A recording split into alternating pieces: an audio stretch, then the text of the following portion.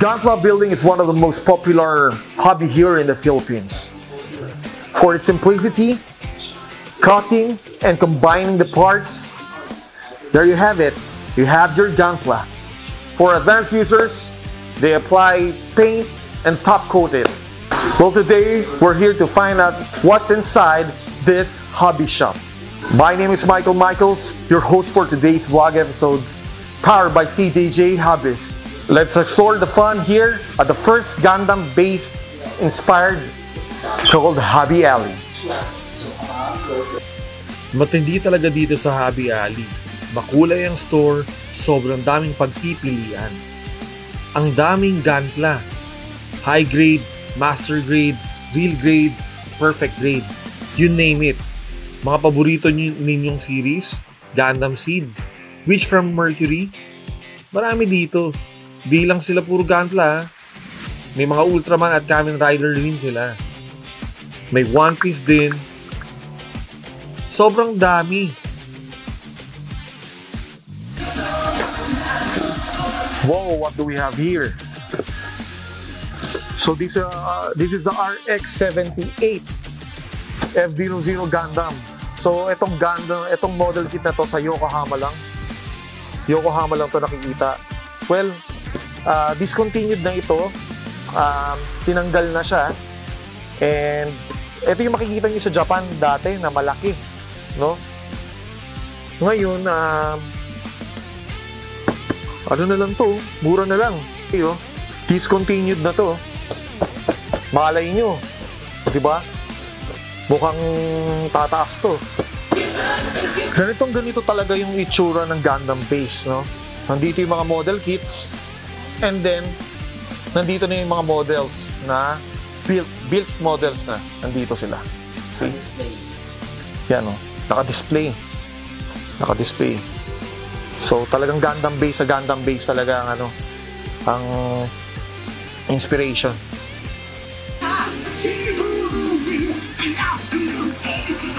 Wow!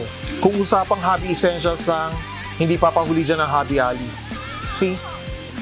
Meron silang mga nipper and God hand sila. Partner nila ang God. See? Ang dami nilang products ng God hand. Okay?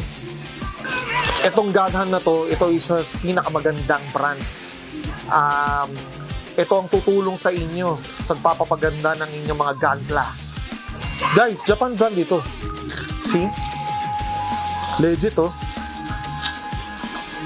Wow. Meron sila ditong isa-isa lang. Okay, makikita mo. And meron din silang set. Mas makakamura ata kayo dito sa set, no? Dalawang God hand na nipper. Pagkatapos meron na din silang mga pang-sanding.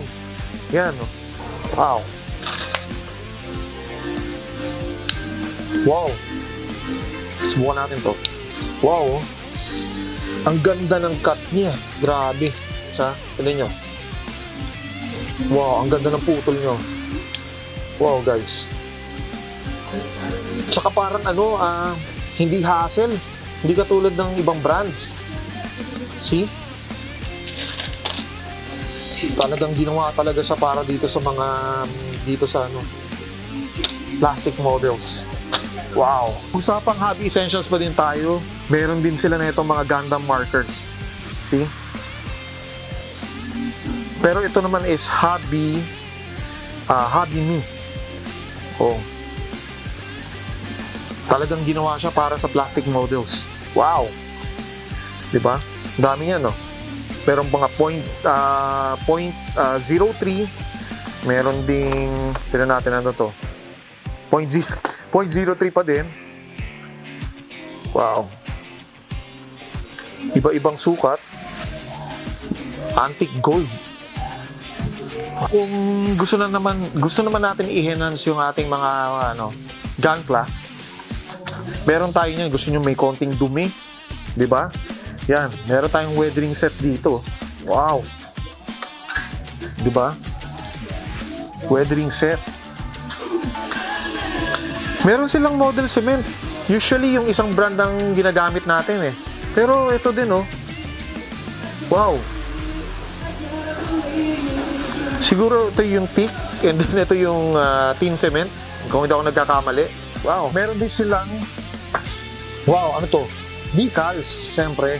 Meron sila yan. Oh. Pampaganda. Diba? Iba-ibang decals yan. For kids or para dun sa mga bagets or mga nanay na gusto nilang regaluhan yung anak nila. Meron din sila dito. Ang gaganda. See? Ang cute. Okay. They also have a Gundam-inspired Hello Kitty. Zaku. See? Parang mga favorite kay Hello Kitty.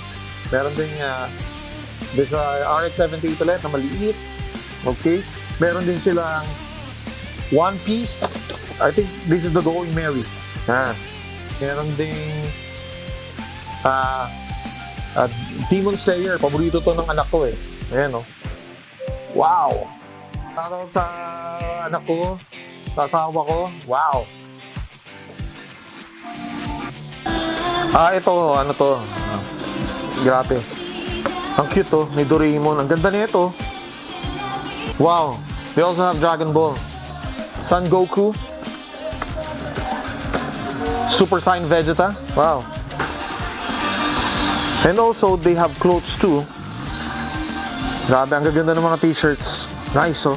Voltes 5 na naman. Ang ganda. And, syempre, meron tayong Power Rangers. Kung familiar kayo kay yung Zord na Green Ranger, si Dragon Zord. Wow. Ang ganda. Yung pagka-print. Premium na premium. Grabe. And also, syempre, hindi mawawala dyan. Ang Gundam. RX-78 ulit oh. Wow. Grabe oh. Ang ganda ng bag. So, ito ay gawa ng FX Creations. Ayan. Grabe oh. Premium na premium. Pagkakamalang kang taga Earth Federation. Diba? Yung team oh. So itong bag na to, meron siyang shock. Sabi daw nila, kapag sobrang bigat na daw nito, para siyang nagsusupport, back support. See? Ang ganda rin na ito. Tingnan nyo. Neon Evangelion inspired tong bag na to. Ganon din. By FX Creations. Violet naman ang kanyang kulay. Talagang Neon Evangelion talaga. Talagang angel.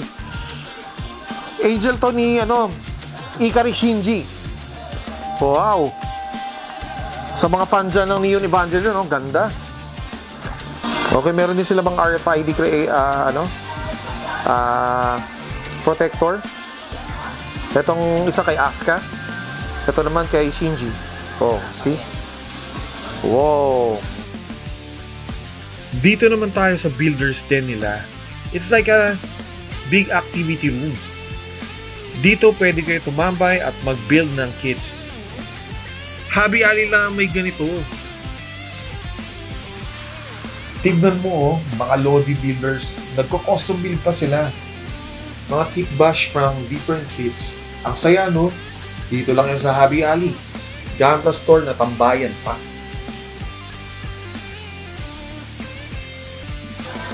Gundam base ang dito, ang mafe-feel mo. Okay? Nakikita niyo tong screen na to. See? Gundam series siya na.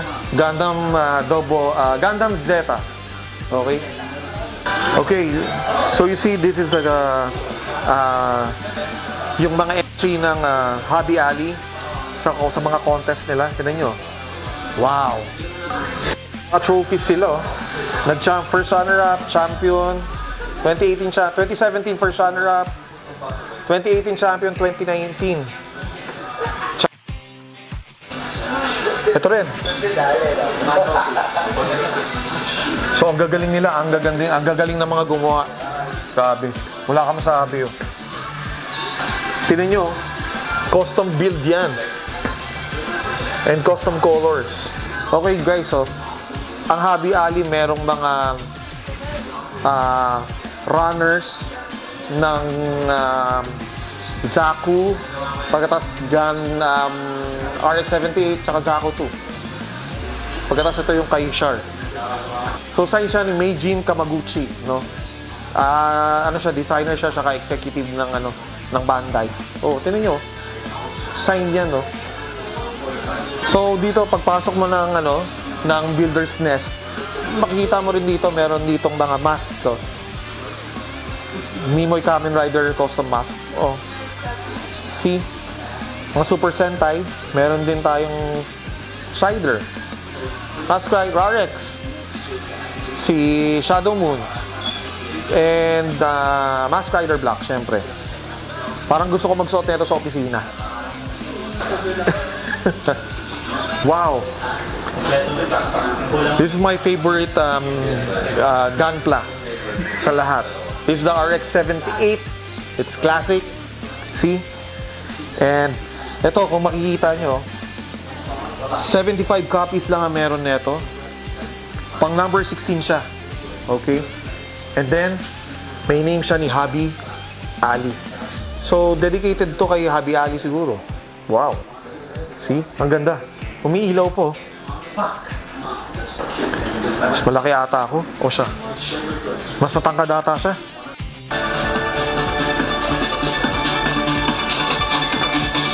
Here at Habi Ali, you can feel the Gundam vibe. Why? Because tingnan nyo naman, the music, Gundam na Gundam. Okay? Gundam Wing yan, ha? Guys, 90s, Gundam Wing. Gundam Wing yung pinatutugtog na yan. So, nandito pala si Sir JP ng Habi Ali, assistant manager natin. Okay. So, siya ay isang 7th placer sa GMKC.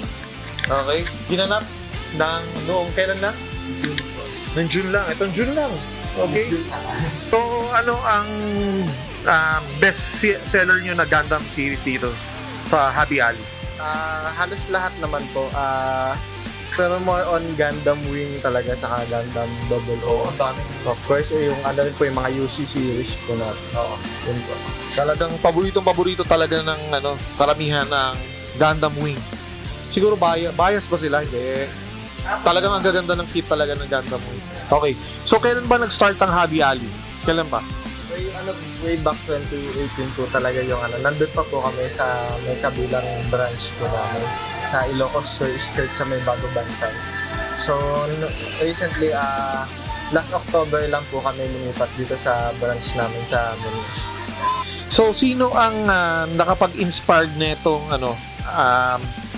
Gundam base dito sa Habi Ali?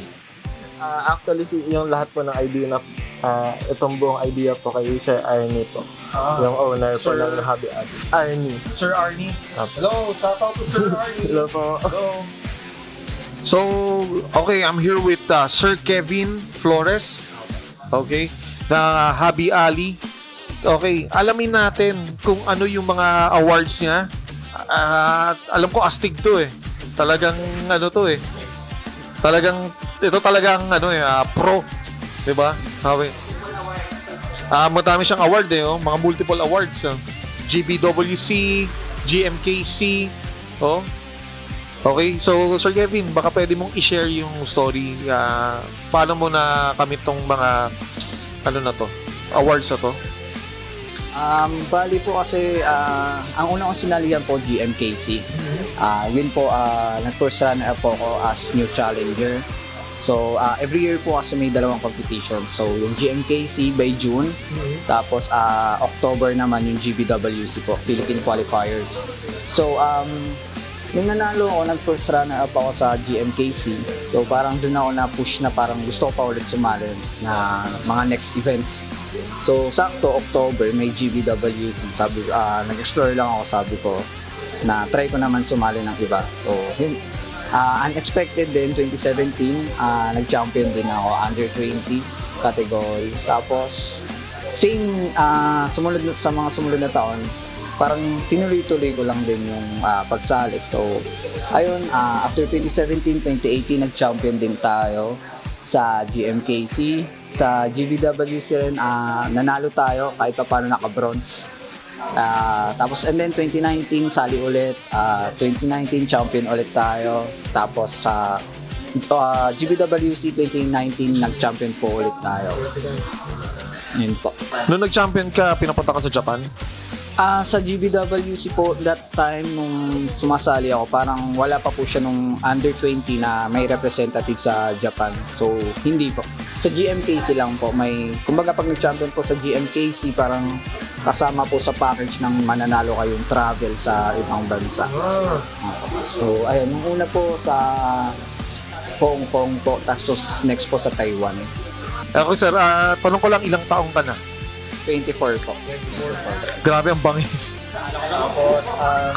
Yun nga, ang alam ko lang talaga, magputo lang, magkabit eh. Yun lang eh. Kasi tinatamad na hindi na kaya magpintura. So anong masasabi mo sa mga inspiring na Gunpla modelers? Etong yung mga nagbabalak, nagpaplano. Masasabi ko lang siguro, katulad ko dati, tuloy-tuloy lang sa pag-build, tsaka syempre, expand lang yung imaginations, yun na naman ang importante. Tapos, syempre, wag lang din kakalimutan yung mga basic skills na dapat meron tayo. Pero, hindi naman kagad kailangan maging pro ka eh. Basta nag-e-enjoy ka sa ginagawa mo, okay na yun. Later on kasi, mapag-aaralan mo naman yun.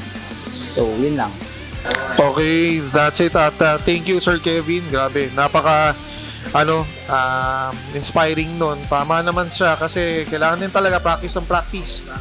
Di ba? Okay, saka syempre yun ang mo eh. Dapat talaga may passion ka.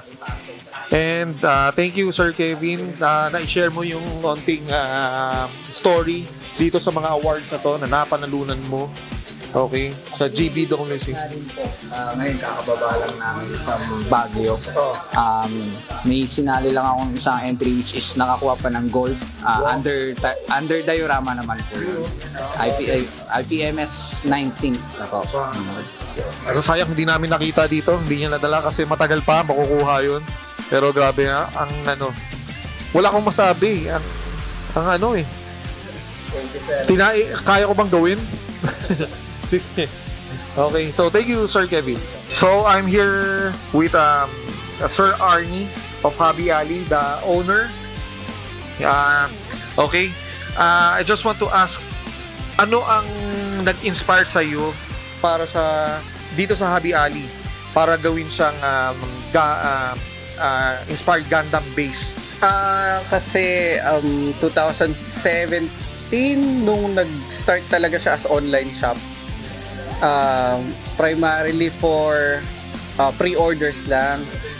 It's medyo naging playful lang with my cousin sa probinsya sa Tarlac. So I ask kasi merong isa doon, may isang shop doon na parang monopolize niya yung Gunpla sa model kits. Tapos ako noon, I'm working in Singapore. Sabi ko, try kaya nating magtayo din ng online shop. Pero primarily for pre-orders lang. So yun, nabuo yung page, yung pangalan, plus yung so nagtitake kami ng orders, puro pre-orders lang. Tapos mga P-Bandai pala. And then I ship them from Singapore to Philippines. Ayun. Tapos fast forward 2018, mga early 2018, may kausap na ako Singaporean. He's insisting na mag-partnership kami and then come up with a shop dito sa Pinas, physical shop. Ayun. At saka before yun pala, mostly ng mga orders namin, kasi sa Tarlac base dati, noong 2017, mostly ng mga orders namin, nasa Manila na. Kaya minove namin lahat ng mga pre-order sa Manila. Tapos yun nga, yung sa Singaporean, partner kami dapat. Physical shop. So some of the products manggagaling Singapore tsaka Hong Kong, and some dito sa distributor natin dito sa Pinas. So ganun ang plano. Kaso nagka-problema sa mga government medyo naging masalimuot kasi may foreigner partner ka. So maraming naging parang hadlang. Hindi siya nag-materialize. Tapos ayun, hanggang sa along the way, imbes na partnership siya, na-register siya as sole partner. Tapos sa design, kasi that time, wala akong plan or hindi ako capable to fly to to Japan para makita yung Gundam base. So sabi ko, bakit kaya hindi gawin ko na lang na ganun. So yun, nag-research ako, mga pictures lang lahat halos, hindi ako pumunta ng Japan. So mostly pictures, pati yung flooring, yung kulay ng racks, yung dimensions ng mga display cabs, tinansya, tapos pinafabricate. Ayun, so ganun siya nag-start. Pero doon siya sa dati, Bago Bantay. Doon po siya, 2018 hanggang 2019, tapos 2020 na yung pandemic. Nag-lockdown, yun. Tapos nung last year lang, September, end of September, minove namin dito. It's a bigger space na. Ayun. Pero lang talaga siya, parang nag-start siya as katuwaan. And yung design is inspired talaga. Kahit sa mga post namin, lalagay namin inspired by Gundam Base Tokyo. Ayun. Kasi hindi pa ako makapuntang Gundam Base, so gawa na lang dito. Opo. Ayun. Tsaka for the community, magkaroon sila ng parang taste and feel of ano ba meron doon sa ano ba itsura ng Gundam Base. And at the same time, yung mga galing na doon, tapos makapasok dito, uy, eto yun eh. Parang ganun. Eto na yun eh. So, mas malaki lang talaga. Okay. Ayun, so bali ganun siya. Ganun siya nag-start. So ayun, alam na natin anong idea ba paano nagsimula ang Hobby Alley and na-inspired sa Gundam Base. Okay? And thank you so much, Sir Arnie. Thank you so much sa information and then sa story na kung saan nagsimula ang Hobby Alley. Okay? Hobby Alley is located at FPJ Avenue, Roosevelt Corner, Quezon City. Sa Virka Building sila, second floor. A few minutes lang from Walter Mart, North EDSA. Or click sa link ng Google Maps down below the caption or comment section. So, follow natin. So, guys, kung gusto nyo i-follow yung Hobby Alley, ano yung updates nila sa mga kanilang products and yung mga dadating na stocks nila, okay? Just follow the link dito down the comment, okay? Sa comment section, ilalagay namin yan, okay? And then meron din silang website, mas updated ang website nila. Ano ang website nyo? www.hobbyalley.biz. Who will go crazy being inside here in Hobby Alley? They got all the mall kits, bags, clothes, the hobby essentials. What else can you say? So once again, it's time to say goodbye for now. My name is Michael Michaels, powered by CDJ Hobbies. Don't forget to like and subscribe to CDJ Hobbies. Thank you, Hobby Alley. And shout out to Sir Arnie, the owner of Hobby Alley. And bye. Ass.